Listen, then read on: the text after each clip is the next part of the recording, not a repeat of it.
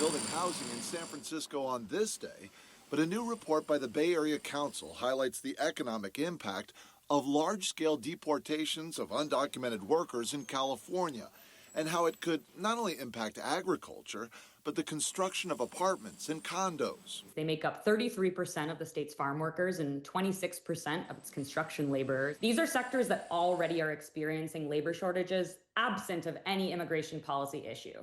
Abby Royce is research director at the Bay Area Council.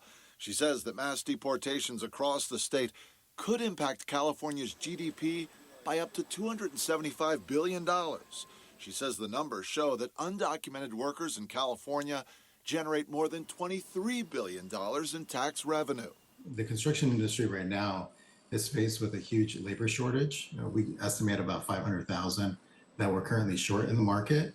And now with mass immigration policies, we project that if this doesn't slow down, we're going to be 1.3 million workers short by 2030. And construction concerns trickle down to housing concerns, according to those we spoke with. And without a good construction workforce, if we deport a huge portion of that workforce, that would worsen the existing shortages in that industry. It would delay housing projects. And then, of course, ultimately continue to drive up costs, which are already astronomically high in the state of California. We're not going to address our challenges in housing affordability and stabilized prices if we don't have enough supply of homes.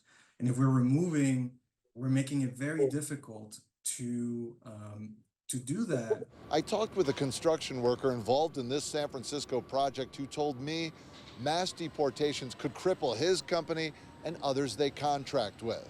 A reason that George Carrillo of the Hispanic Construction Council is now working with lawmakers in Washington, D.C. on the issue. We agree with some of the immigration policies that he's put forward. Like, we want safe communities. We don't want criminals, in our community. We support that.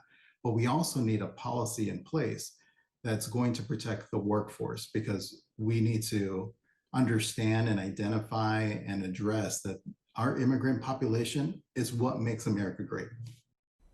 This report found that 11% of the state's small businesses are owned by undocumented workers, and they've had a major role here in California. Royce says that 2/3 of the state's 2.3 million undocumented individuals have been here for more than 10 years. J.R. Stone, ABC 7 News.